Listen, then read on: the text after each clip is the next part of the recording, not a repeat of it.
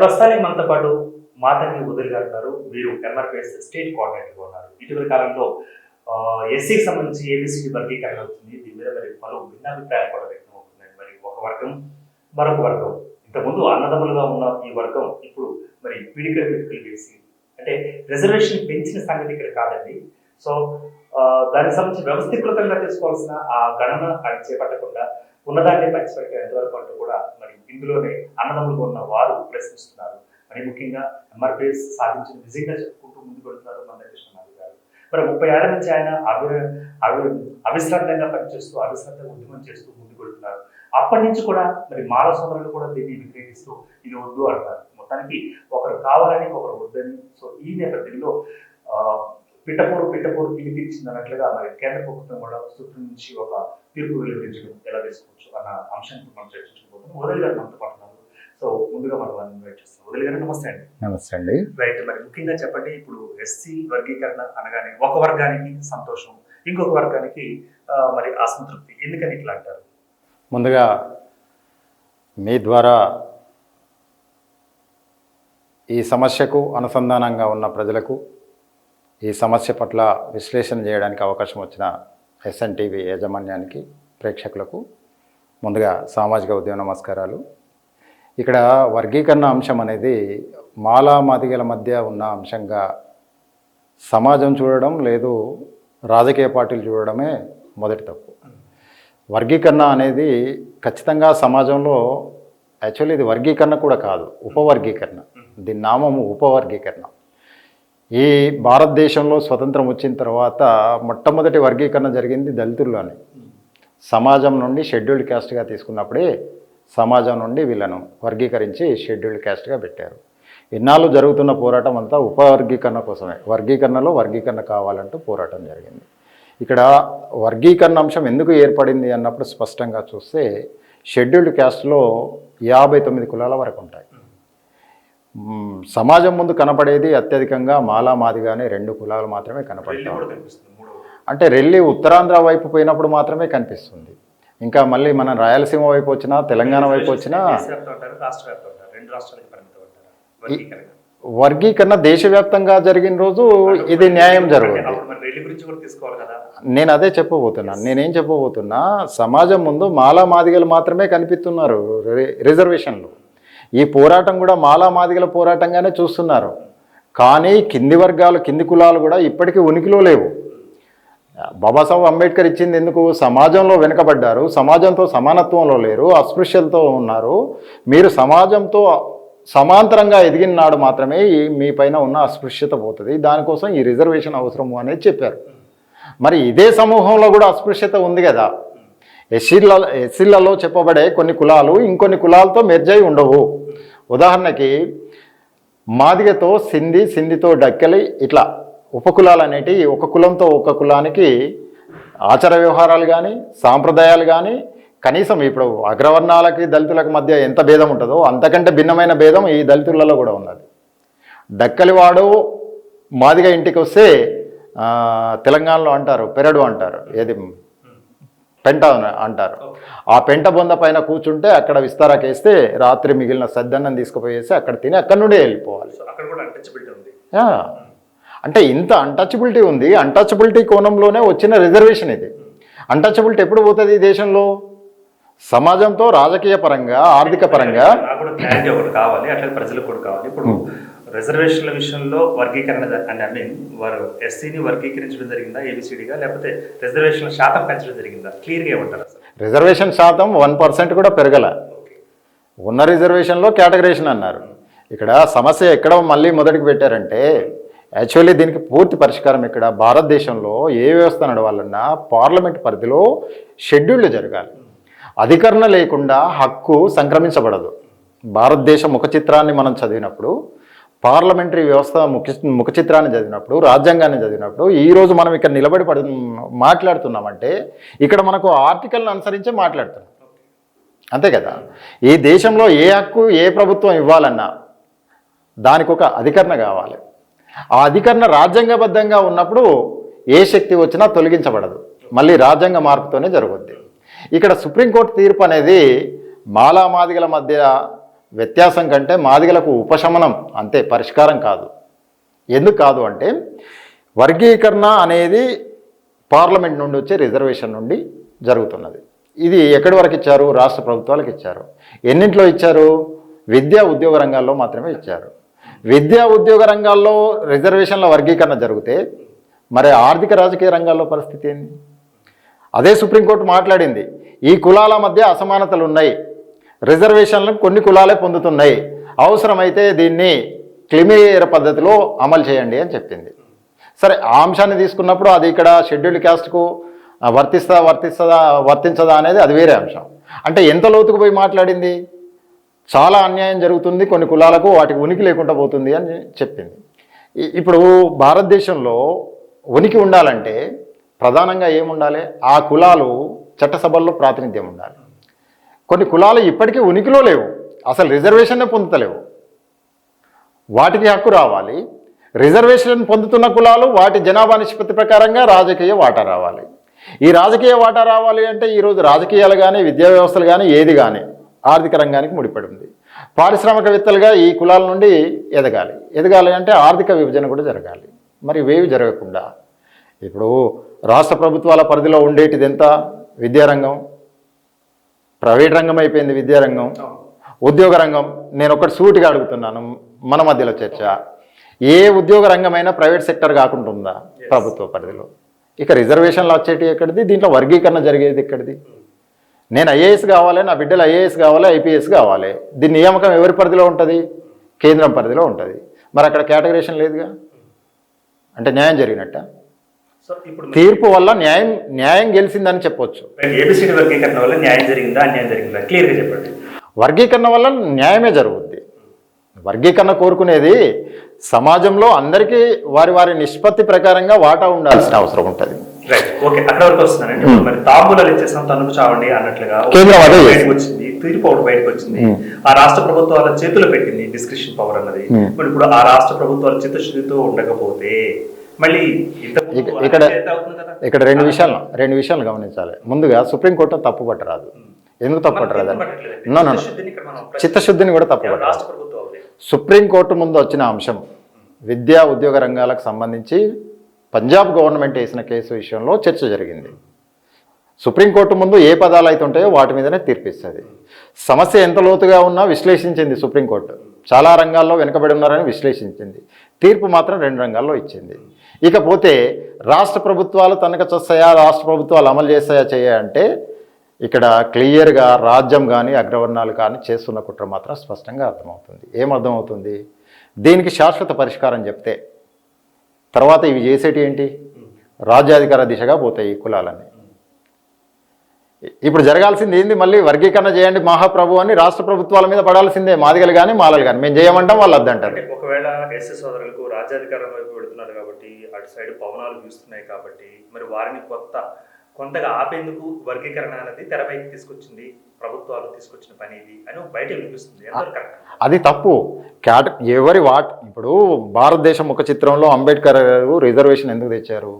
సమాజంతో సమాంతరంగా నడవమని ఇచ్చారు, అంతే కదా. వర్గీకరణను తప్పుపడితే రిజర్వేషన్లను తప్పుపట్టినట్టే, రిజర్వేషన్లను తప్పుపడితే సమానత్వాన్ని తప్పుపట్టినట్టే. ఇది క్లియర్. రిజర్వేషన్ ఇచ్చింది సమాంతరంగా ఎదగడం కోసం, వర్గీకరణ కోరుకునేది కూడా సమాజంతో సమాంతరంగా నడవనికి. ఓకే, రిజర్వేషన్ల పేరు చెప్పి ఒక కులాలు ఇవి ఇప్పుడు క్లియర్గా మాలలు మాదిగలు తప్ప ఏ కులం తింటుంది దీంట్లో? 59 కులాల్లో చెప్పండి, ఒక 4 కులాల పేర్లు చెప్పండి. ఇప్పుడు ఉన్న 2 కులాల గురించి మనం స్పష్టంగా మాట్లాడుకున్నాం. ఇప్పుడు ఉన్న 2 తెలుగు రాష్ట్రాలలో ఉన్న ప్రభుత్వాలు కానీ గడిచి ఉన్న ప్రభుత్వాలలో కానీ మాల సోదరులు రాజకీయ ప్రాతినిధ్యం వహించారా? మాదిగ సోదరులు ఎక్కువగా రాజకీయ ప్రాతినిధ్యం అనుభవించారా? మాలలే అనుభవించారు. ఉదాహరణకు చెప్తాను, ఇప్పుడు తెలంగాణ నుండి పార్లమెంటు సభ్యులుగా చూసుకున్నప్పుడు ఒక్క మాదిగ లేడు. మరి తెలంగాణలో మాదిగ జనాభా ఎంత? మాలల కంటే ఎక్కువ. సమానత్వం కోసం కదా రిజర్వేషన్. అవును. మరి ఇప్పుడు సమానత్వం అమలు చేయకపోవడం రాష్ట్ర ప్రభుత్వం వద్దా లేదా కేంద్ర ప్రభుత్వం తప్పంటారా? కేంద్రం తప్పు అని నేను ఎందుకు అంటున్నానంటే, రిజర్వేషన్ పంపిణీ విధానము రాష్ట్రాల చేతిలో ఉండొచ్చు కానీ అధికారులన్నీ కూడా కేంద్రం పార్లమెంటే ఫైనల్. ఓకే, దీని మీద నిర్ణయం తీసుకోవాలంటే పార్లమెంట్ సరైన రీతిలో నిర్ణయం తీసుకోకుండా దీన్ని ఎప్పటికీ న్యాయ వ్యవస్థ చుట్టూ తిప్పుకుంటూ న్యాయ వ్యవస్థ నుండి పరిష్కారాలు తెప్పిస్తూ ఈరోజు రేవంత్ రెడ్డి గారు సానుకూలంగా ప్రకటన చేశారు. అనుకుందాం. Yes. రేపు రేవంత్ రెడ్డి గారు రాజీనామా చేయాల్సిన పరిస్థితి అంతర్లీనంగా ఉన్న సమస్యల రీత్యా జరుగుద్ది. బట్టి విక్రమార్క గారే వస్తారు. ఆయన ఏ సామాజిక వర్గం? మాల సామాజిక వర్గం. ఇప్పుడు మాలలకు ఏముంది? ఈ వర్గీకరణ ఇట్లా చేసి అడ్డుకోవాలని ఉంది. ఇప్పుడు మాదిగలం మేము నిశ్చితంగా ఉండగలుగుతామో వర్గీకరణ జరిగిపోద్ది మాకు బట్టి విక్రమార్క చేస్తారని? అంటే ఇప్పుడు మీరు ఏబిసిడి వర్గీకరణ సాధించింది మాలలతోటి పోటీ పడటానిక లేకపోతే సమాన అవకాశాలు పొందడానిక? క్లియర్గా ఏమంటారు మీరు? మాతో పాటుగా మా వెనుకబడిన కులాలను ముందు తీసుకురావడానికి. మా వర్గీకరణ సూత్రం కూడా అదే. మాతో పాటుగా మా వెనుకబడిన కులాలను మాతో సమాంతరంగా తీసుకురావడం మేము కోరుకుంటున్నాం.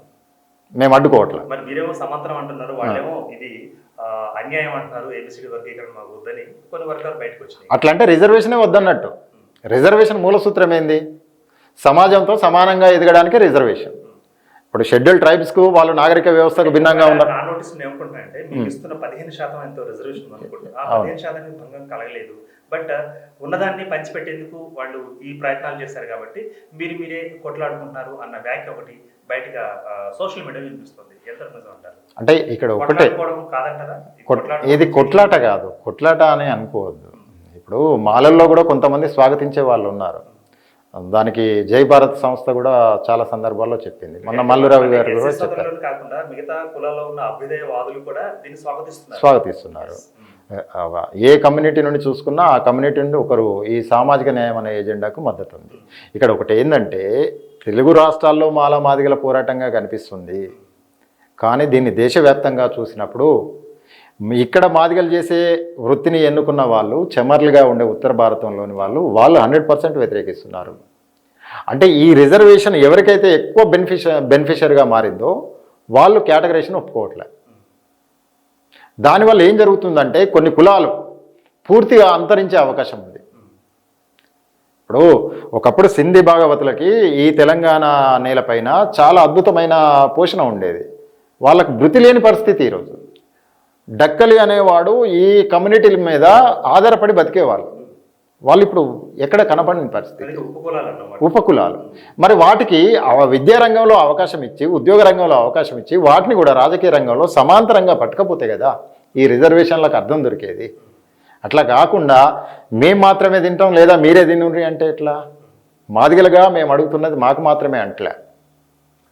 మాదిగలుగా మాకు మాత్రమే అంటే మేము కూడా ద్రోహం చేసినట్టే ఇతర కులాలకి. ఇప్పటివరకు ఒకవేళ మాల సామాజిక వర్గానికి సంబంధించిన సోదరుల యొక్క సందేహాన్ని నేను అడిగాను అనుకోండి. ఇప్పుడు మాదిగ సామాజిక వర్గం కూడా వారి నుంచి కూడా కొన్ని ప్రశ్నలు వస్తున్నాయి. మరి ఇప్పుడు 30 ఏళ్ళు పోరాటం ఫలితంగా ఇప్పుడు ఏబిసిడి వర్గీకరణ జరిగింది. మరి ఒకవేళ మాల సోదరులు కూడా కలుపుకుంటే 30 ఏళ్ల లోపే, ఒక 20 ఏళ్ల లోపే, 10 ఏళ్ల లోపే, 5 ఏళ్ల లోపే ఇది వర్గీకరణ మీరు కోరుకున్నది లేకపోతే ఇద్దరు సమిష్టిగా కోరుకున్నది జరిగేది కదా అన్న కోణం ఒకటి వినిపిస్తోంది మాదిగ సోదరుల నుంచి కూడా. ఏమంటారు దీనికి?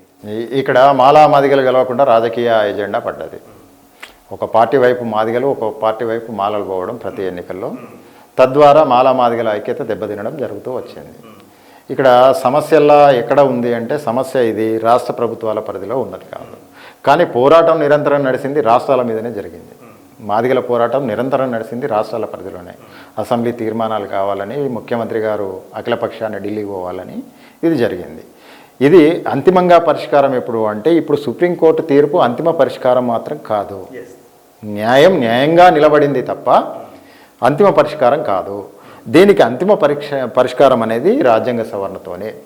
రాజ్యాంగ సవరణ జరిగినప్పుడే రాజకీయ రంగంలో వారి జనాభా నిష్పత్తి ప్రకారంగా వాటా వస్తుంది. ఆయా కులాలు రాజ్యాధికారంలోకి రానికి అవకాశం ఉంటుంది. రాజ్యాధికారంలో భాగస్వామ్యం అయితే రాజ్యాధికార భాగస్వామ్యం లేకుండా ఆర్థిక వాటా రాదు. ఆర్థిక వాటా రాకుండా రిజర్వేషన్ వాటాలు జరగవు. అంటే ఈ సమాజంతో సమాంతరంగా నడవవు. అయితే మాలా మాదిగల మధ్య వ్యత్యాసం ఎందుకు ఏర్పడ్డది అంటే ఇది రాజకీయ పార్టీలు చేసిన కుట్రలే. మాదిగలు ఎప్పటికీ నిరంతరం కూడా మాదిగల పోరాటాలు చూసినా మాలలకు ఎక్కడ జరిగినా ఒప్పుకుంటున్నాను. రాజకీయ నాయకులు లేదా రాజకీయ పార్టీలు చేసిన కుట్రే అంటారు, బలవుతున్నాం అంటారు. రైట్. మరి గొంగట్లో కూర్చొని అందులో భోజనం తింటూ ఉంటే వెట్టుకులే వస్తాయి అన్న విషయం తెలియదా మన సోదరులకు, ఎస్సీ సోదరులకు? రాజకీయాలకు అతీతంగా మీరు రాజకీయ శక్తిగా శాసించే వ్యక్తిగా ఆశించే వ్యక్తులుగా కాకుండా ఒకవేళ మీరు రాజ్యాధికారం వైపు వెళ్ళి ఉంటే ఇప్పటికే మీకు కావాల్సింది మీ దామర్శ ప్రకారం మీరు తీసుకునేవాళ్ళు కదా. మరి అట్లా ఆ విషయం ఎందుకు ఫెయిల్ అయ్యారంటారు ఎస్ సోదరులు? ఇక్కడ రాజ్యాధికారాన్ని ఎజెండాగా పెట్టి రిజర్వేషన్ హక్కులు తర్వాత పొందుదామంటే కాదు. ఈరోజు నేను ఆకలితో ఉన్నా, నాకు ఈ పూట భోజనం అయితే 2 అడుగులు వేయగలుగుతాను, కానీ ఈ పూట నేను పస్తుండైనా కానీ నీతో పరిగెత్తామంటే సాధ్యం కాదు కదా. ఈ పూటకి నా కడుపు నిండాలి, ఆ తర్వాత మాత్రమే నేను పోరాటానికి సిద్ధం కావాలి నీతో పాటు పరిగెత్తడానికి. అంటే మాల సోదరులు ఎప్పుడు చెప్పిన రాజ్యాధికారము, ఎప్పుడు చెప్పే రాజ్యాధికారము కొన్ని కులాలకు వాటి వాటా దక్కకుండా, రిజర్వేషన్లో వాటి హక్కులు రాకుండా రాజ్యాధికారం వైపు ఎలా వస్తాయి? ఓకే, చాలా బాగా చెప్పారు. మన ఇంట్లో భోజనం చేసి పక్కింట్లో పని చేసినట్లుగా మరి ఇక్కడ మీరు ఓట్లు వేసి గెలిపించుకున్న మీ రాజకీయ నాయకులు ఉండనే ఉన్నారు, మీ రాజకీయ ప్రతినిధులు ఉండనే ఉన్నారు, ఎంపీలుగా ఉన్నారు, మంత్రులుగా ఉన్నారు, ఎమ్మెల్యేలుగా ఉన్నారు, జడ్పీటీసీలు, ఎంపీటీసీలుగా ఉన్నారు, సర్పంచ్లుగా ఉన్నారు. ఇంతమంది ఉండి కూడా ఏమంటారు దానికి తలంత బలగం ఉంది కానీ తలగబోసే దిక్కు లేదన్నట్లుగా మరి ఈ రోజు ఇట్లా ఎందుకు తయారైందంటారు ఎస్సీ సోదరుల యొక్క పరిస్థితి? ఇప్పుడు రాజకీయ పార్టీల ఎజెండా ఏ వర్గ పునాదుల మీద పుట్టిన రాజకీయ పార్టీ ఆ వర్గ పునాదుల మీదనే పనిచేస్తుంది. ఇంకో కులానికి సంబంధించిన ప్రతినిధుల వాదం ఎందుకు వినబడుతుంది? ఎగ్జాంపుల్ చంద్రబాబు గారు ఉన్నారు, వాళ్ళ కమ్యూనిటీ నాయకులు మాట్లాడడానికి అవకాశం ఉంటుంది. మా కమ్యూనిటీ అంశం వచ్చినప్పుడు చంద్రబాబు గారే మాట్లాడాలి, మళ్ళీ మా కమ్యూనిటీ వాళ్ళు మాట్లాడడానికి లేదు. అంటే ఇది చూస్తూనే ఉన్నాం కదా. అంటే ఇప్పుడు ఈ కమ్యూనిటీలో కూడా ఇంకొక విషయం కూడా మనం చర్చిద్దాం, ఎందుకంటే ప్రజల్లో మన చర్చ ఒక ఆరోగ్యకరంగా వాతావరణం సృష్టించాలి. ఇప్పుడున్న నాయకులు కానీ మాజీగా ఉన్న నాయకులు కానీ మేము దళిత పక్షపాతం అంటూ మెడలో బోర్డులు వేసుకుని తిరగడం జరిగింది. అంటే వాళ్ళు ముఖ్యమంత్రులుగా ఉన్నప్పుడు ఇప్పుడు ఉన్నవారు కానీ గతంలో ఉన్నవారు కానీ మన మొత్తం మీద మీరు దళిత పక్షపాతి అంటూ చెప్పుకోవడం జరిగింది. చేతలకి మాత్రమే పరిమితం కాలేదు, దీన్ని ఎలా తీసుకోవచ్చు? ఒక పార్టీ మూల సిద్ధాంతం మీద గెలిచిన వాళ్ళు వాళ్ళ కుల సిద్ధాంతాన్ని తీసుకుపోలేరు. ఆ పార్టీ నిర్మాణం మూల సిద్ధాంతం ఏదైతే ఉంటుందో ఆ సిద్ధాంతానికి కట్టుబడి పనిచేయాలి. ఇది రాజకీయాలు. కుల సిద్ధాంతం ఆ కులం కోసం పనిచేయాలి. రాజకీయాల్లోకి పోయినా ఆ పార్టీ సిద్ధాంతం మీద పనిచేసే నాయకుడు ఆ కుల సిద్ధాంతానికి పనికిరాడు. రాజకీయాలు వేరు, కుల సిద్ధాంతం వేరు. క్లియర్గా రాజకీయ నాయకుడికి సమాజంలోని అన్ని కులాల వాళ్ళ ఓట్లు కావాలి, కులవాదికి మాత్రం కులంలోని బలం కావాలి, కులానికి న్యాయం జరగాలి. ఇవి 2 భిన్నంగా ఉంటాయి. రాజకీయాలు చేసే రాజకీయ నాయకులు ఆ కులాలకి బాగుపరుస్తారు అంటే జరగదు. అది ఆ కులాల పేరు మీద వచ్చే రాజకీయ పార్టీలు మాత్రం అధికారంలోకి వచ్చినప్పుడే ఆ కులాలకు హక్కు దక్కుతుంది. అప్పటి వరకు ఆ కులాలకు రాదు. ఇప్పుడు కాంగ్రెస్ నుండి ఒక దళితుడు ముఖ్యమంత్రి అయినంత మాత్రాన దళితుల భవిష్యత్తు ఏం మారదు. చిన్న ఎగ్జాంపుల్, తెలంగాణ నుండి పివి నరసింహారావు గారు ముఖ్యమంత్రి అయ్యారు. ఇప్పటికైనా గ్రామానికి స్పష్టమైన రోడ్డు లేదు. అక్కడికే అవుతామండి. ఉన్న పార్టీలు కానీ ఇప్పుడు ఉన్న రాజకీయ నాయకులు కానీ మరీ నెత్తికెత్తుకోకుండా మన ఎస్ఎస్ సోదరులు నెత్తికెత్తుకోకుండా భుజం వరకు ఎత్తుకొని డిప్యూటీ సీఎంలుగా ఇచ్చారు కదా, మరి వారేమి వెలగబెట్టారు? మీ ఉద్యమానికి ఇప్పుడు మీరు చెప్తున్న 30 ఏళ్ల ప్రస్థానానికి ఏ విధంగా ఉపయోగపడ్డారు వాళ్ళు? డిప్యూటీ సీఎంలుగా కావచ్చు, లేకపోతే ఎంపీలుగా కావచ్చు, మినిస్టర్లుగా కావచ్చు, మీ సోదరుడు మీ కమ్యూనిటీకి ఏ విధంగా సహాయపడ్డారు? ఉద్యమానికి మాదిగలు ఒకటే కాకుండా మాదిగేతరులు కూడా కావాల్సినంత ఇది చేశారు. ఉద్యమానికి మొదటి దశలో ఏది చంద్రబాబు నాయుడు గారి క్యాబినెట్లో కడియం శ్రీహరి గారు తన ఇనిషియేటివ్ తీసుకొని మాదిగ ఉపకులమైన బైండ్ల అయిన వర్గీకరణ విషయంలో చాలా ఇనిషియేటివ్ తీసుకొని పనిచేశాడు టీడీపీ గవర్నమెంట్లో. తర్వాత దామోదర్ రాజనరసింహ గారు కాంగ్రెస్ గవర్నమెంట్లో ఉప ముఖ్యమంత్రిగా ఉన్నారు. అంశంలో చట్టసభల్లో ఏది శాసనసభలో తీర్మానం జరగాలి, అసెంబ్లీ తీర్మానం, అఖిలపక్షం ఢిల్లీ పోవాలనే కాడ చాలా ఇనిషియేటివ్ తీసుకొని ముందుకు పోయారు. అంతేందుకు ఉషా మెహ్రా కమిషన్ రావడానికి కూడా ముఖ్యమంత్రితో సహా అందరు కూడా ఇనిషియేటివ్ తీసుకున్నారు. అంటే ఇక్కడ తెలుగు నేల వరకు పరిమితంగా రాజకీయ పార్టీలు వీటి విషయంలో వాటి అవకాశం వచ్చినప్పుడు వాటి పాత్ర నెరవేర్చినాయి. పరిష్కారం జరగాల్సిన చోట పరిష్కారం జరగకపోవడం వల్లనే ఇది సమస్యగా మారిపోయి ఉన్నది. రైట్, అదేంటో మరి మన ఎస్సీ సోదరుల గురించి నేను చెప్పేటప్పుడు నేను కూడా ఒక ఎస్సీగానే మాట్లాడతాను.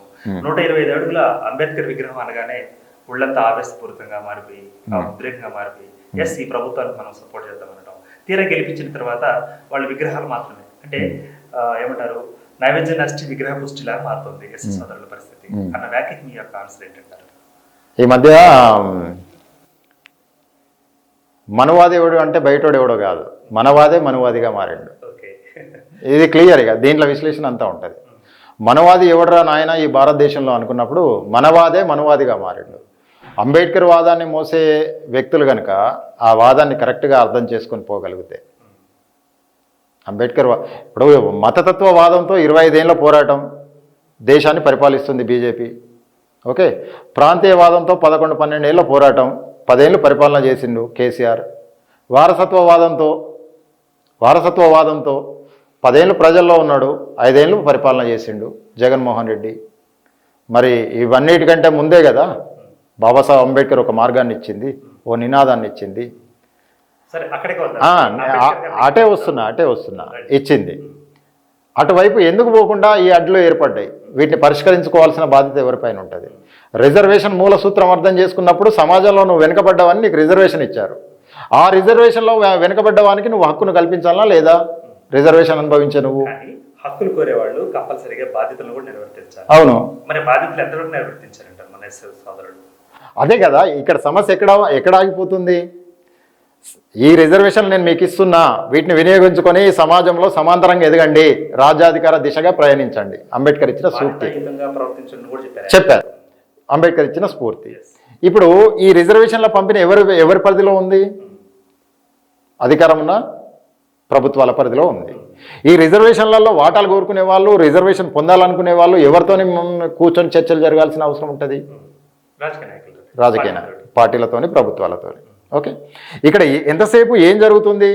ఈ వర్గీకరణకు ఎక్కడ రాజ్యాధికారం కోరుకునే మాల సోదరులు కూడా మన పోరాటం ఇది కాదు, భాగం కాదు, భాగస్వామ్యం అవడం దేశంలో అధికారంలో అనే నినాదాన్ని ఇస్తున్నారు కదా. భాగస్వామ్యాన్ని కోరుకునే వాళ్ళు భాగాలు ఎందుకు చేస్తలేరు అంటున్నారు. రైట్, నేను అక్కడికి వస్తున్నాను. ఇప్పుడు వరకు ఉన్న రాజకీయ నాయకులు కూడా చేపలు తినడం మాత్రం నేర్పించారు ఎస్సీ సోదరులకు, చేపలు పట్టడం నేర్పించలేదు. మరి ఆ విషయాన్ని మీరు ఎందుకు గమనించలేదంటారు? గమనిస్తూనే ఉన్నాం. మా హక్కు రాకుండా మేము ముందుకు పోలేం కదా. ఇప్పుడు నేను ఇందాక మీకు చెప్పాను, ఇప్పుడు నేను నడవడానికి నాకు స్తోమత లేదు, నా శరీరంలో బలం లేదు. ఆ బలం ఏంది? నా వాటా వస్తే నీతో సమాంతరంగా పరిగెత్తగలుగుతా కదా, నీ శక్తి ఇంకా అదనం అవుతుంది కదా. నన్ను బలహీనుని చేసి నువ్వు పరిగెడతా అంటే నువ్వు ఒంటరివే కదా. నువ్వు గమ్యం వైపు పోవట్లేదు, నన్ను గమ్యం వైపు పట్టుకపోవట్లేదు. సో నాకు రావాల్సిన వాటా నా ముద్దేదో నాకు పడేస్తే నేను తినేస్తా, నీతో పాటు పరిగెడతా కదా. సింపుల్ కదా. ఓకే, ఇప్పుడు అదేవిధంగా మీరు సమాంతరంగా అన్నారు కదా, మరి అందరూ సమాంతరంగానే ఉన్నారా? అందరూ ఒకే ఉద్యమంగా ఉన్నారా? ఒక విశారదాన్ని ఒక రకంగా వెళ్ళి స్పీచెస్ ఇస్తుంటారు, మందకృష్ణ మాదిగ గారు ఈ విధంగా దీని గురించి ఫైట్ చేస్తుంటారు. మరి ఈ సంఘాల్లోనే మళ్ళీ చెన్నై గారని లేకపోతే ఇంకోరు రకరకాలుగా ఉన్నారు కదా. అంటే గుండెకి ఒక గుడిసికి ఒక పార్టీ లాగా కాకుండా, ఒక సంఘంలా కాకుండా ఒకే త్రాటి మీదకి వచ్చి ఉంటే ఇప్పుడు మీరు సాధించింది అనుకుంటుంది ఎప్పుడో సాధించేవాడు కదా, కాదంటారా? ఇప్పుడు ఒక విషయాన్ని మనం గమనించాలి. భారతదేశానికి స్వతంత్ర పోరాటం కూడా 100 చీలికలతో నడిచింది. అంబేద్కర్ ఒక నేతృత్వం చేశాడు, సుభాష్ చంద్రబోస్ ఒక నేతృత్వం చేశాడు, గాంధీ ఒక నేతృత్వం చేశాడు, నెహ్రూ ఇంకో నేతృత్వం చేశాడు. కానీ అందరి లక్ష్యం ఏంటి? భారతదేశానికి స్వతంత్రమే కదా. ఇప్పుడు మాదిగల్లో కూడా 100 సంఘాలు రావచ్చు, కానీ మాదిగేతర అంశాలు మాట్లాడతలేంగా. జాతి ప్రయోజనాల రీతినే మాట్లాడుతున్నాం. జాతిలో ఒక్క సమస్య లేదు కదా. విశారదన్ గారు రాజ్యాధికార ఎజెండా అంటున్నారు. అవును, ఆ చైతన్యం కూడా అవసరం. రాజ్యాధికార ఎజెండా చేసుకొని పోతే మరి వర్గీకరణ వాటా ఎవరు తేవాలి? ఇది కూడా అవసరం. దీనికంటే ముందు ప్రవీణ్ గారు వచ్చారు. ఆయన ఏమన్నారు? విద్యాపరంగా ఎదగాలి జాతి అని చెప్పారు. అది కూడా అవసరమే కదా. కానీ మీరు చెప్తున్న 1, 2, 3, 4, 5 వేళ్ళు ఒక పిడికిలుగా బిగిస్తే మీకు కావాల్సింది మీరు సాధించుకునేవాళ్ళు కదా. ఒక ఉద్యమం ముందుకు వెళ్ళాలి అంటే, ఊపిరులు వదాలి అంటే పిడికిలు బిగిస్తేనే కదా. ఆ పిడికిల్లో మీరు అంతా ఉన్నారు కదా. వీళ్ళందరూ ఒకే త్రాటి మీదకి వస్తే మీకు కావాల్సింది, మీకు రావాల్సింది, మీకు దక్కాల్సింది ఎప్పుడో వచ్చేది కదా అనేది నా ప్రశ్న. ఇక్కడ సమస్య ఒక్కదాన్ని పట్టుకొని ఒక్కదాని మీదనే జాతిని మొత్తం నడిపించుకుంటూ పోతే అది ఏం జరుగుతుందో అర్థం చేసుకునే అవకాశం ఉంటుంది. వర్గీకరణ చుట్టే సమాజం మొత్తం తిరుగుతూ వస్తున్న కాలంలో సమాజంలో చాలా అవకాశాలను ఈ జాతి కూడా కోల్పోతూ వచ్చింది క్లియర్గా. ఈరోజు వర్గీకరణ ఎజెండా చేసుకొని తెలంగాణలో కృష్ణమాదేవి గారు, బీజేపీ మోడీ గారు వస్తున్నారు. బీజేపీ వర్గీకరణ అంశంలో పరిష్కారాన్ని చూపించబోతుంది, మోడీ గారే చెప్పబోతున్నారు అనేసి బీజేపీకి మద్దతు ఇస్తూ కాంగ్రెస్తో యుద్ధం చేశారు. తద్వారా ఏం జరిగింది? మాదిగలంతా బీజేపీకి ఓటేస్తున్నారట. కాంగ్రెస్ ఇక మాదిగలకు ఇవ్వాల్సిన అవసరం లేదని మాల సోదరులు పోయి వాళ్ళ స్థాయిలో వాళ్ళు చేసేసి కనీసం బీఫామ్ రాలేదు. ఇక నష్టం ఏం జరిగింది? అధికార పార్టీలో మాదిగల వాటా లేకుండా పోయింది కదా. అంటే దీనికి ఒక ఆల్టర్నేట్ రాజకీయ ప్లాట్ఫామ్ ఉండుంటే మాదిగలకు ఒకటో రెండో వాటానో పోటీనో కనిపించు కదా, ఆ ప్రభావం కనిపించు కదా. మాదిగలను విస్మరిస్తే జరిగేది ఇదే అని అధికార పార్టీ కూడా కనిపించు కదా, కనిపించలే. అంటే ఇక్కడ జరగాల్సిన పోరాటాలు చాలా ఉన్నాయి. నాయకత్వం కూడా అదే విధంగా జరగాల్సిన అవసరం ఉంది. ఏకనాయకత్వం మీద పోతా ఉన్నంత కాలం రైట్. ఒకవేళ ఆ శుభ పరిణామం ఒకవేళ వర్గీకరణ ఏబిసిడి వర్గీకరణతోటే శ్రీకారం చుట్టుకుంది అనుకోలేమా? ఉండలేరా? ఏబిసిడి వర్గీకరణతోనే శ్రీకారం చుట్టుకొని ఉంది అంటే ఏబిసిడి వర్గీకరణ మొదటి దశ వచ్చినప్పుడు ఆ ఉద్యమానికి అందరూ కూడా భేదాభిప్రాయాలు లేకుండా కలిసి పనిచేశారు. ఈ ఉద్యమం ఎప్పుడైతే రాజకీయ ఎజెండాగా మారిపోయి అంటే రాజకీయ పార్టీలకు దగ్గరగా పోయేసి హక్కుల రూపాన్ని చూపిస్తూ రాజకీయ పార్టీలకు మద్దతునిచ్చే కార్యక్రమం ఎప్పుడైతే జరిగిందో అప్పటి నుండి మాదిగల్లో కూడా భిన్నాభిప్రాయాలు మొదలైనవి. అట్లా అని మాలలు కూడా ఏకతాటిపైన ఉన్నారంటే కాదు, మాలలు కూడా వివిధ పార్టీలలో ఉన్నారు, అనుసంధానంగా ఉన్నారు. ఇదొక అంశం. అయితే ఇది అంతా ఒక తాటిపైకి రావాలి అంటే దీనికి ఒక రాజకీయ ప్లాట్ఫామ్ రావాలి. రాజకీయ ప్లాట్ఫామ్తోనే చట్టసభల్లోకి పోయి సమస్య ఎక్కడ, వర్గీకరణ సమస్య ఎక్కడ, పార్లమెంట్లోనే. పరిష్కారం ఎక్కడ, పార్లమెంట్లోనే జరగాలి. కానీ కొట్లాట ఎక్కడంటే రాష్ట్రాల్లో జరుగుతుంది. అంటే దీనికి ప్రజల ఉద్యమం కూడా ఈరోజు బలహీనపరిచే ప్రక్రియ జరిగింది. అంటే టీడీపీ మాదిగలుగా, జనసేన మాదిగలుగా, వైసీపీ మాదిగలుగా, బీఆర్ఎస్ మాదిగలుగా, కాంగ్రెస్ మాదిగలుగా మాదిగలు విడిపోయే కాడికి వచ్చింది. మొదటి దశ ఏ మాదిగున్నా వాళ్ళు ఎంఆర్పిఎస్ మాదిగ అయ్యారు. 94 ఉద్యమం ఆరంభమైనప్పుడు వాళ్ళు ఏ పార్టీలో ఉన్నా ఎంఆర్పిఎస్ మాదిగలుగా వచ్చారు రోడ్లపైకి. కానీ ఈరోజు ఎక్కడ నిలబడి ఉన్నారు అంటే వివిధ పార్టీల మాదిగలుగా నిలబడి ఉన్నారు. దీనికి పునాది ఎక్కడ పడ్డది అంటే లక్ష్య సాధన కోసం మిత్రులను గెలిపిద్దాం, శత్రువులను ఓడిద్దామని 2004లో ఎప్పుడైతే వర్గీకరణ రద్దయిందో అప్పుడు కృష్ణమాదేవి గారు పిలిపించారో వివిధ పార్టీలలో ఉన్న మాదిగలు కూడా ఇప్పుడు అప్పటికి కాంగ్రెస్లో ఉన్న వాళ్ళు ఎంఆర్పిఎస్కు మద్దతు ఇచ్చారు, టీడీపీలో ఉన్న వాళ్ళు ఎంఆర్పిఎస్కు మద్దతు ఇచ్చారు, సిపిఐలో ఉన్న వాళ్ళు కూడా ఎంఆర్పిఎస్కు మద్దతు ఇచ్చారు. ఎందుకు? ఎంఆర్పిఎస్కు జాతి ప్రయోజనం అనే ఎజెండా ఒకటే ఉంది, రాజకీయ ప్రయోజనం లేదు కదా. కానీ ఎప్పుడైతే రాజకీయ ప్రయోజనాల రీత్యా ఈ ఉద్యమం ఉపయోగపడడానికి దారులు తీసిందో రాజకీయ పార్టీలలో ఉన్న మాదిగలు ఆగడం జరిగింది. తద్వారా మాదిగల్లో వర్గీకరణ జరిగింది తప్ప ఎస్సీలో వర్గీకరణ జరగకుండా అయిపోయింది 20 ఏళ్ల కాలం. గైడ్ లైన్స్ కొన్ని ఇవ్వడం జరిగింది. ఆ గైడ్ లైన్స్ ప్రకారం రాష్ట్ర ప్రభుత్వాలు వర్గీకరణకు శ్రీకారం చుట్టుకోండి అంటూ కూడా చెప్పడం జరిగింది, కేంద్రం నుంచి కానీ సుప్రీం నుంచి కానీ. ఇప్పుడు మరి ఆ గైడ్ లైన్స్ విషయంలో కూడా గొడవ జరిగే అవకాశం ఉందా, లేకపోతే గైడ్ లైన్స్ గానే పాటించే అవకాశం ఉందా? రెండు తెలుగు రాష్ట్రాలు ఏం జరగబోతుంటారు? ఒక నాయకుడిగా, ఎంఆర్పిఎస్ లీడర్గా, కోఆర్డినేటర్గా మీరు ఏమంటారు? ముందుగా ఇక్కడ వర్గీకరణ అంశంలో సానుకూలంగా ఉండే ఇక్కడి ముఖ్యమంత్రి రేవంత్ రెడ్డి గారు, వర్గీకరణకు సృష్టికర్త నేను అనే చంద్రబాబు నాయుడు గారు, వర్గీకరణకు మూల సూత్రమైన కృష్ణమాదేవి గారు కానీ ఇంకా ఎంఆర్పిఎస్ నాయకులు కానీ ఏబిసిడి అనేది అయితే ఉండదు అనేది స్పష్టం.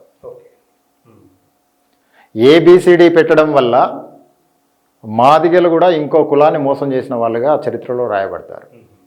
ఉదాహరణ, గతంలో ఏబిసిడి జరిగింది. 15%లో ఏ రెల్లిగా 1%, బి మాదిగ ఉపకులాలుగా 7%, సి మాల ఉపకులాలుగా 6%, డి ఆది ఆంధ్రగా 1%. ఈ తెలంగాణ ప్రాంతానికి వచ్చినప్పుడు రెల్లి ఉండదు, ఆది ఆంధ్ర ఉండదు. ఓకే, ఇప్పుడు ఏలో లేని రిజర్వేషన్ అంటే ఏలో రిజర్వేషన్కు అర్హత లేని వాళ్ళు ఉన్నారు కనుక అది ఖాళీగా ఉంది కనుక ఆ 1% మాదిగకే వస్తుంది.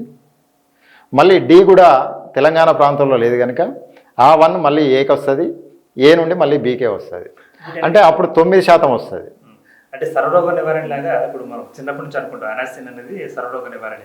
ఇట్లా కాకుండా దీనికి సంబంధించి అందరికీ సమాన ప్రాతినిధ్యం ఏ టు జెడ్ జరగాలి. ఎందుకు జరగట్లేదు అంటారు? అంటే మీ ఉద్యమాల్లో ఏమైనా లోపం ఉందా, ఉద్యమ నాయకుల్లో లోపం ఉందా, లేకపోతే మీకు సహకరించిన వాళ్ళలో లోపం ఉందా? అంటే ఆ రోజు వచ్చిన రామచంద్రరాజు కమిషన్ ఇచ్చిన నివేదికను మాత్రమే అమలు చేశారు. అయితే ఆ నివేదిక పోను అది ఏ విధంగా కనిపిస్తుంది అంటే ఇప్పుడు నేను అదే ఉద్యమం నుండి వచ్చిన వాడిని కదా, రేపు మాకు ఆ చరిత్ర మకిలి అంటద్దు. మాదిగలు మోసకారులు, ఇప్పుడు మాలలు మాకు హక్కులు రాకుండా చేసి వాళ్ళే దోసుకుంటున్నారని మేము మాట్లాడుతున్నాం. ఈ 7%, 9% మేము తీసుకుంటే రేపు మా ఉపకులాలు కూడా మమ్మల్ని అంటాయి కదా. ఇది రావద్దు, ఎవరెంత ఉంటే వాళ్ళకంతా ఇవ్వాలి. అందుకే క్రిమిలేయర్ అనేది ఓ మాట చెప్పింది సుప్రీంకోర్టు. అయితే క్రిమిలేయర్ ఇక్కడ చెల్లుబాటు కాదు ఈ రిజర్వేషన్లలో. క్రిమిలేయర్ దేనికోసం వాడిన పదం? ఆర్థిక అసమానతల మీద వాడిన పదం. కానీ మా రిజర్వేషన్ ఏంటిది అన్టచబిలిటీ మీద వచ్చిన రిజర్వేషన్. అదే షెడ్యూల్ ట్రైబ్ చూసుకుంటే ఏంటిది సోషల్ డిస్టెన్స్తో వచ్చిన సంచార జాతులకు ఉన్న వాళ్ళగా. అంటే ఒక్కొక్క రిజర్వేషన్ ఒక్కొక్క రకంగా వచ్చింది. కానీ ఈ క్రిమిలేయర్ దేంట్లో వచ్చింది ఆర్థిక అసమానతల్లో వచ్చింది. ఇప్పుడు నేను ఆర్థిక అసమానతలను నెరవేర్చుకున్నా అనుకుందాం, నేను కోటీశ్వరుని అయినా, ఈ దేశంలో నన్ను కోటీశ్వరుడు అని పిలుస్తారా మాదిగా అని పిలుస్తారా? ఒకవేళ కుల వ్యవస్థ అంటూ ఉంటే కులం పేరుతో పిలుస్తారు. కుల వ్యవస్థ ఉంటుంది కదా. నా పిల్లోడికి నేను ఏదన్నా స్కూల్లో వేయాలన్నా ఏ కులం అని అడుగుతారు కదా, మాదిగానే అంటారు కదా. ₹1 సంపాదించుకుంటే కోటయ్యగారుగా అంటారు. అదే ఒకవేళ చిల్లిగా ఉంటే రికార్డులోకి నేను ఏం పేరుతో రావాలి, ఏ కులం పేరుతో రావాలి? భారత రాజ్యాంగం సూచించే రికార్డులోకి నేను ఏ పేరుతో రావాలి, నా పిల్లలు ఏ పేరుతో వస్తారు? అంటే అన్టచబిలిటీ ఉంటుంది కదా. నేను ₹1 సంపాదించినా నా అన్టచబిలిటీ నాకు ఉంటుంది కదా. అప్పుడు నాకు క్రిమిలేయర్ ఎట్లా వర్తిస్తుంది అనేది ఒక వాదం. ఇది వాస్తవానికి క్రిమిలేయర్ అనేది చెల్లుబాటు కాదు. దీంట్లో సుప్రీంకోర్టు అభిప్రాయం మాత్రమే చెప్పింది దాంట్లో. ఇకపోతే రిజర్వేషన్లు అందరికీ సమానంగా జరగాలంటే A to Z జరగాల, ABCD కాదు, A to Z జరగాల. ఈ సమస్య ఇక సమాప్తం జరగాలంటే పార్లమెంట్లో తాడోపేడో తేలాలి.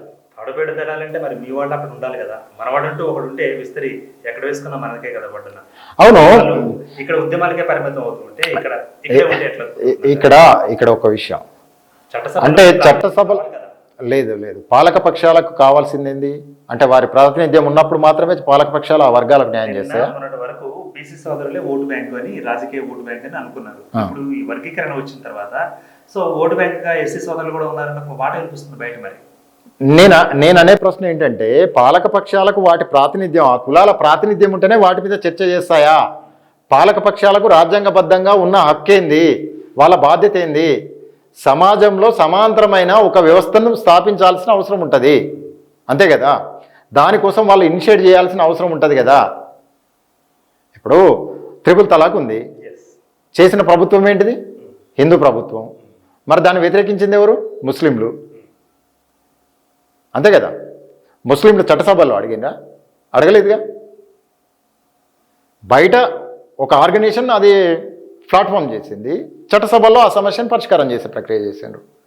ఇప్పుడు ఈ సమస్య కనిపిస్తుంది. సుప్రీంకోర్టు చెప్పింది, లోకూర్ కమిషన్ చెప్పింది, రామచంద్రరాజు కమిషన్ చెప్పింది, ఉషా మెహ్రా కమిషన్ చెప్పింది.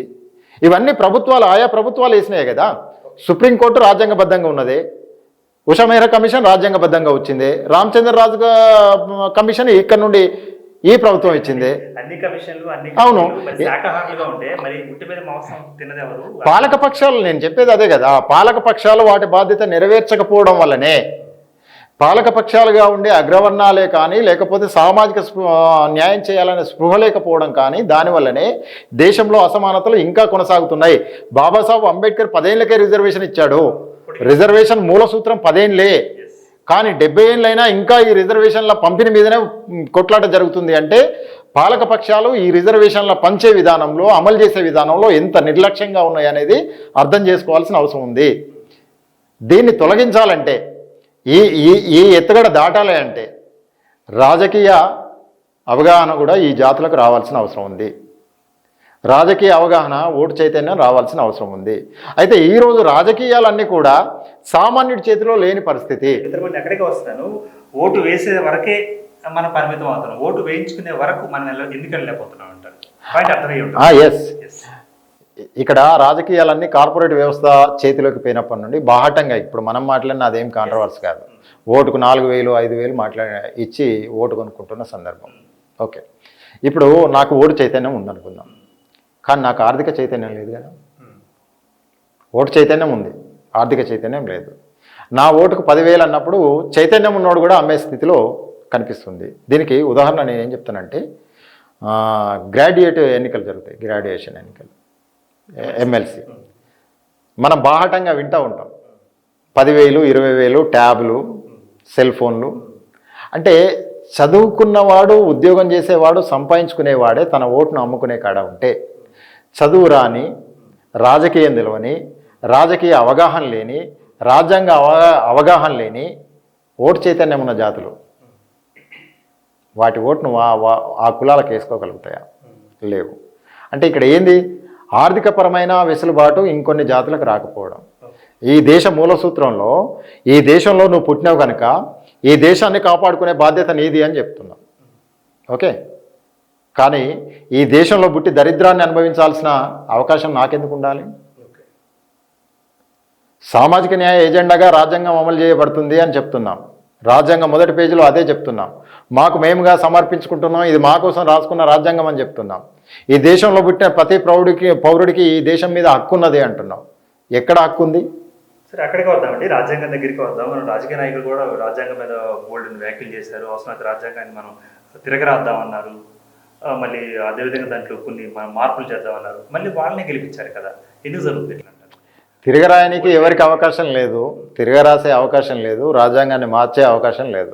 రాజ్యాంగాన్ని టచ్ చేస్తే ఏం జరుగుద్దో వాళ్ళకు కూడా తెలుసు. వాళ్ళే గెలిచారు కదా ఇప్పుడు మళ్ళీ. ఎవరు గెలిచారో మీకు తెలుసు.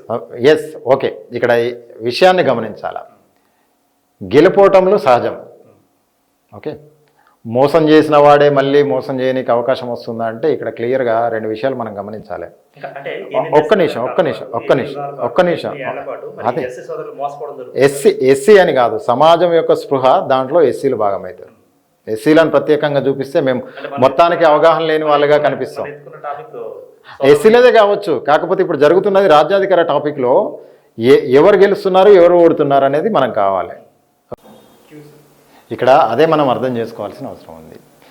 ఎవరైతే ఈ పాలనకు సరిపోరని ఓడిస్తున్నామో 5 ఏళ్ళు గడిచినాక మళ్ళీ వాళ్ళనే పాలనలోకి తీసుకొస్తున్నాం. చిన్న ఎగ్జాంపుల్, రాష్ట్రాలు విడిపోయిన తర్వాత అద్భుతమైన పరిపాలకుడు అని చంద్రబాబు నాయుడు గారిని ఆంధ్రప్రదేశ్లో గెలిపించారు.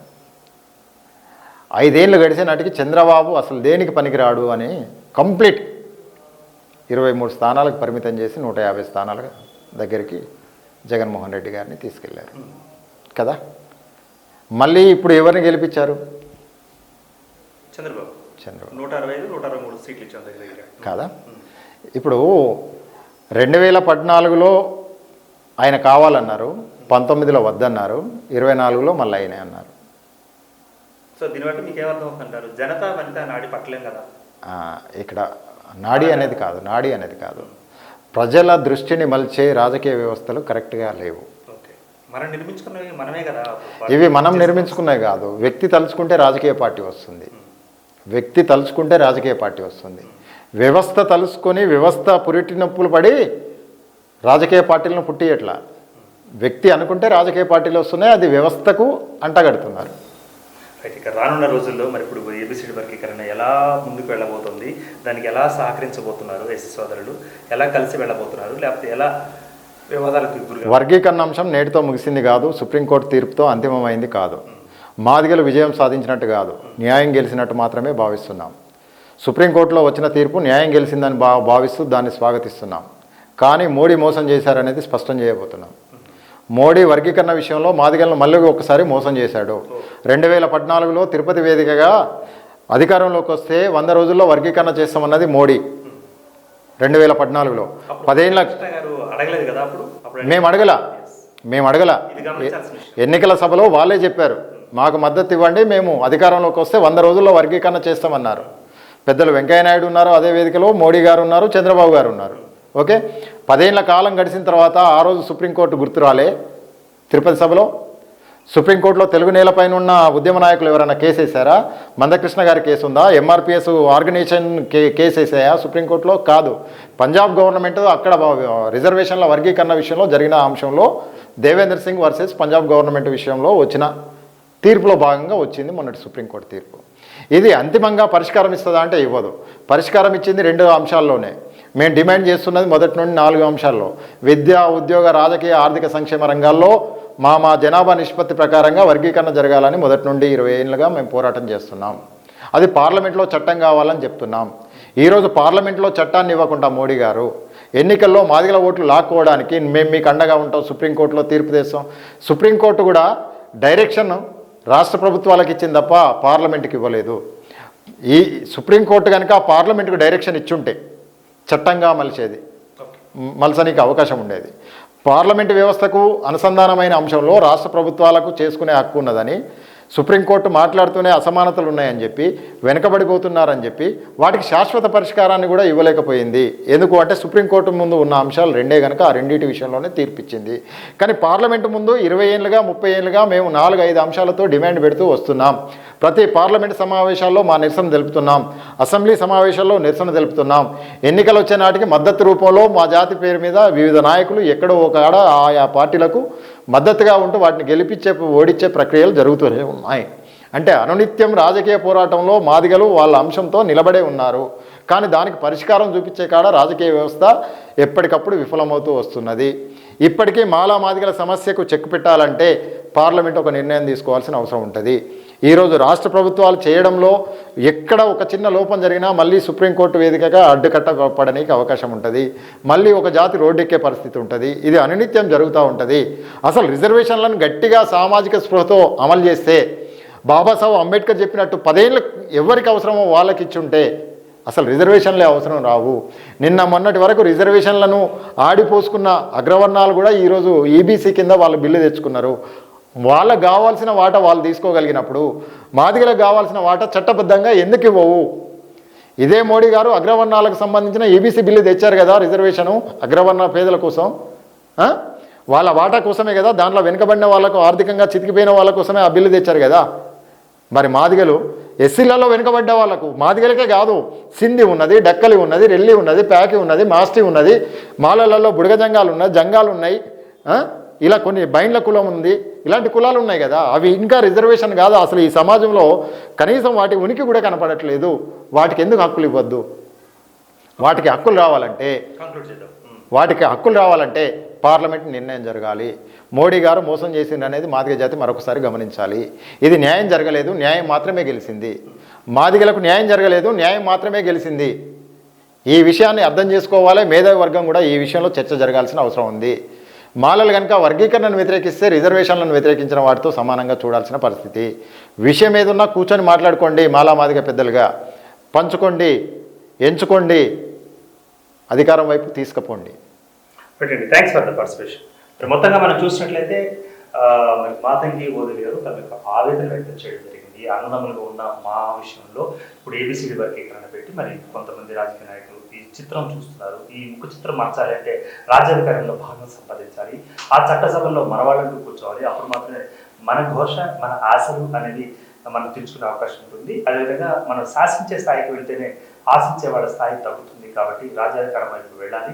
మరి ఇటీవల కాలంలో చేసిన మోడీ గారు చేసిన వారి హయాంలో చేసిన వారి హయాంలో వచ్చిన ఏబిసిడి వర్గీకరణ అన్నదో మోడీ గారు మాదిగలను అన్యాయం చేశారనే చెప్తున్నారు. అదేవిధంగా న్యాయం మాత్రమే గెలిచింది, మా పోరాటం మాత్రమే గెలిచింది, అంతేగాని పూర్తి స్థాయిలో మాకు జరగాల్సింది జరగలేదు అంటూ చెప్పడం జరిగింది.